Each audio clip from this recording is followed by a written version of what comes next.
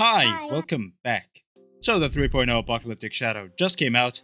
I genuinely believe this is the best one so far. I've been really enjoying playing it, especially because I got really lucky on my big Herda pulls. But the best part is, you don't even have to have her. This Apocalyptic Shadow rotation has to have one of the biggest number of possible matchups to use against. The biggest complaint people had about the 2.7 Apocalyptic Shadow was that the second half boss was unbeatable without AoE characters. Well, guess what? Both sides can be beaten very easily with both AoE and single target characters, and all 7 types in the game are actually available. You can use Zilla as effectively as you can use Jing Yuan on both sides. I love hating on Hoyo and HSR, but the Apocalyptic Shadow is one thing they almost always know how to deliver with. This is definitely going to be one of the best Apocalyptic Shadow rotations in a while, so stick around while we discuss the best teams to defeat the 3.0 Apocalyptic Shadow. Before we start, you should like, comment, and subscribe for more content like this in the future, and join the Express Train Discord server for a lovely community to hang out with. We're all about video games and anime, so if you want somewhere fun to hang out, definitely join the Express Train. Also, tell me if you found this new rotation fun or not down in the comments. Now let's get on to it. So first things first, the overall buff this cycle provides is an extra skill on ultimate damage taken by the boss when they're knocked down. When you knock down the enemy, all your skill points are regenerated, and all character energy bars are filled up. And yes, even Facial and Acheron. So unlike previous Apocalyptic Shadow rotations, especially the previous one, you don't have to worry about saving your ultimate right before the enemy is broken, and think about either wasting action value or boss HP. Just use all your ultimates, and you get all of them back right after you break the boss. Of course, we have to talk about the skill ultimate buff. This is of course really huge for Big Herda, but also characters that use skill and ultimate damage, like a certain dead Ice Lady, can take huge advantage of this buff. The first half is the huge Emanator bug boss that Ruan May revived, but this time it's a lot cooler, and the little f***ers it spawns on the side explode a lot faster. It has an erudition buff that increases attack by 60% when there are 2 erudition units on the field, useful obviously for Herda, and just Herda, honestly. There's a physical damage and effect res buff that is most useful for Clara and Yun Li, and while you might think it's useful for Boot Hill, break damage, and if you're using Fugue with Boot Hill especially, break and super break damage doesn't actually get buffed by damage percent and elemental damage percent buffs, so you're better off going with the third buff, which advances a unit forward by 20% when they break an enemy's weakness. The second half is Fantilia, the sexiest boss of all time, who has a buff for the sexiest playstyle of all time, a DOT buff, which detonates 60% of all DOTs on the weakness broken boss when they're attacked by anyone, basically turning all characters into a slightly weaker Kafka, but also making Kafka a lot more powerful herself.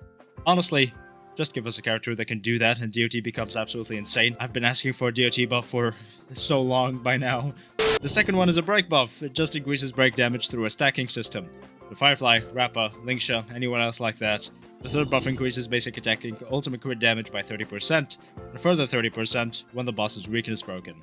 Obviously most useful for Facial, Danhangayel, and Acheron, but since it's also a basic attack buff, obviously, then Eglea, who is coming out in 2 weeks, will also benefit from it the most, because she does like 30,000 basic attacks back to back to back. Anyways, we can now get on to the best teams. The most obvious team against the first half is going to be any big Herda team. The best one is Herda, Jade, Remembrance MC, and Linksha, but you can get away with using Small Herda instead of Jade, or Ruan May instead of Remembrance MC if you don't have Remembrance MC built yet. Serval and Himiko aren't going to be very good here because their weaknesses aren't available. However, because of how frequently the boss spawns little f***ers on the side, Small Herda is actually going to do a pretty good amount of follow-up attacks and a pretty good amount of damage, so you have nothing to worry about if you use her here.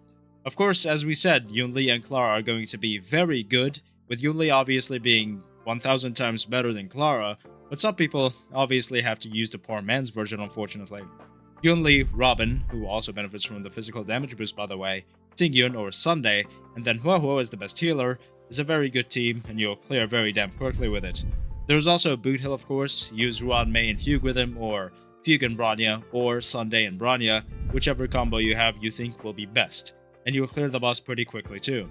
However, there is a period during the second phase where the boss is immune to being weakness broken, but you can still attack the little side and break it, and if you have enough weakness break efficiency you'll probably be able to break it before it becomes a problem. Other teams you can use are also Zilla, Qingchui, Jingliu of course, and you can also use a budget Herda team for those who unfortunately lost the 50-50. For the second half, the most obvious pick is obviously a DOT team. It's probably going to be the fastest clearing because this DOT buff is actually very powerful, but not many people have a strong DOT team, so Acheron is obviously a very strong contender here too.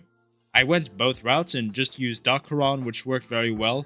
I'm playing both sides, so if anybody loses, I'm winning anyway. Cleared with a little more than 3,300 points, which is the minimum you need on both sides to get 3 stars. The best DOT team, however, is probably going to be with Black Swan, Kafka, and Jiaoqiu, who's going to be better even if you have Ruan-Mei most likely, because Jiaoqiu allows you to take even more advantage from the cycle buff because you would have more DOTs to detonate. Instead of just applying Kafka and Black Swan's DOTs, you'd be applying both them and Jiaoqiu's DOT as well, which without this buff the difference would be negligible, but since you're detonating buffs over and over and over again, the gap definitely shows, and Jiaoqiu becomes significantly better as a third slot than Ruan-Mei here. Of course, Gunaifen and Sampo are definitely characters of all time, but you probably shouldn't use them. As we said earlier, if you use Fei Xiao, you'll also clear pretty quickly, especially because the cycle buff gives her 2 ultimates every time you break the boss, and because Phantalia specifically works very differently than other bosses. You just have to kill one of her lotuses and her weakness is temporarily unlocked. If you save up enough ults with Fei Xiao, you can probably clear Phantalia incredibly quickly. Just the usual Fei Xiao team you have will be the best. All the weaknesses are correct for the boss, so you don't have anything to worry about. Of course, Jingyuan is also going to be very strong, but there isn't a specific buff he can take very good advantage of. Sure, the ultimate damage buff works, but he doesn't have an advantage over any other character. Aglaia instead, when she comes out, of course, is going to be so much better and is probably going to clear the fastest, honestly.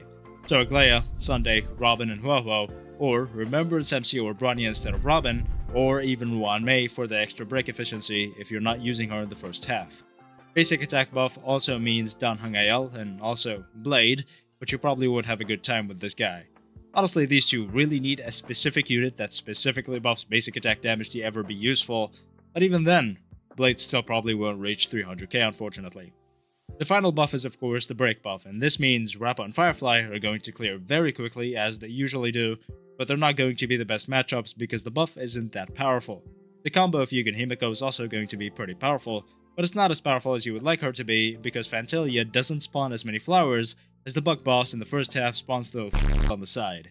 Himiko in the second half would do less follow-ups than Small Herda in the first half unfortunately. Still though, I used Himiko, E1 Fugue, Lingsha, and Ruan-Mei, and I cleared with more than 3,300 points, so you can probably do it too. As you can see, this Apocalyptic Shadow rotation is very cool. The first half boss does have like 3.1 million HP per phase, and that is a lot, and definitely because of a lot of HP inflation, and definitely needs to stop happening. But let's just look past that just for a bit. You can see this Apocalyptic Shadow rotation is clearable with any character at all. You can even clear with like Su Shang. It's just Arlen that you probably can't clear with, sorry. As I said, I love shitting on Hoyo, but the Apocalyptic Shadow is one thing they do very right. The MOC has its issues, and BF is boring even after the update, not gonna lie.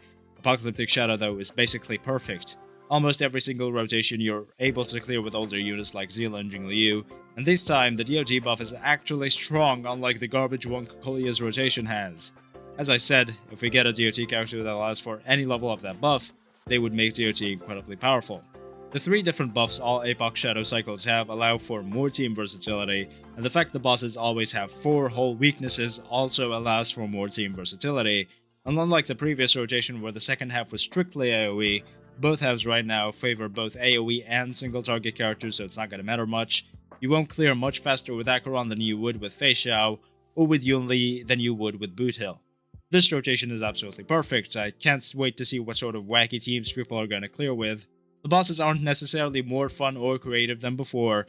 I mean, the Dino boss, despite some people again complaining that it's AoE, is still one of the best, and so is the Aventurine boss, but it's fine when you consider the level of versatility this rotation has. And that's it. Thank you so much for watching. Like, comment, and subscribe for more content like this in the future, and join the Expression Discord server for a lovely community all about video games and anime, where you'll definitely find someone fun to hang out with. Thank you again for watching, and I will see you next time.